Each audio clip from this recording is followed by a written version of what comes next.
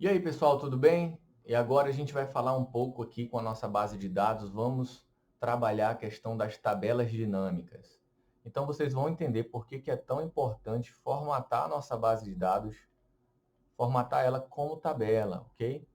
Então, para inserir uma tabela dinâmica é muito simples. Se você já tiver tudo organizado aqui, e quando eu falo organizado, é importante que você não deixe nenhum campo sem preenchimento, porque senão lá na sua tabela dinâmica vai ficar um pouco confuso na hora de você querer trabalhar com gráficos ou até mesmo fazer análise de dados lá no nosso dashboard lá na frente. Então é importante que todos os campos estejam preenchidos.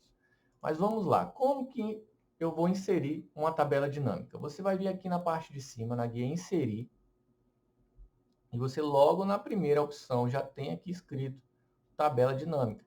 Então, da mesma forma, qualquer lugar da minha tabela que eu selecionar, qualquer célula que eu selecionar, eu posso inserir uma tabela dinâmica que ele já entende que eu estou falando de toda a minha tabela. Então, perceba que ele abriu uma caixa de diálogo. Nessa caixa de diálogo, ele fala criar tabela dinâmica, escolha os dados que deseja analisar, selecionar uma tabela ou intervalo. Então, é esse mesmo que eu quero trabalhar. E aqui, o que é importante? É importante que esteja formatado como tabela, porque a partir dessa linha 93, tudo que eu inserir para baixo, apertando Tab, aqui vai funcionar automaticamente. O Excel ele vai automaticamente coletar todas as informações. Imagina que eu tenho informação para colocar amanhã, depois de amanhã, isso vai automaticamente sendo inserido na minha tabela dinâmica. Basta eu atualizar, que é uma coisa que a gente vai falar mais para frente.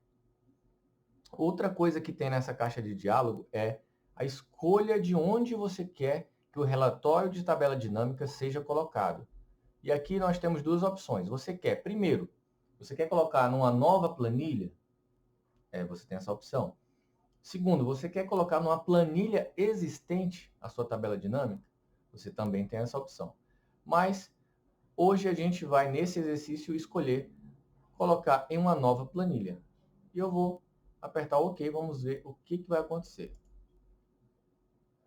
Opa, já aconteceu uma coisa diferente. Vocês precisam analisar a interface do que aconteceu de novidade no Excel. Primeiro, perceba que o Excel criou uma nova planilha, que ele chamou aqui embaixo, percebe o mouse, ele chamou de planilha 2. Eu vou renomear e vou chamar tabela dinâmica, ok? Apertei Enter, já é a minha tabela dinâmica, tá?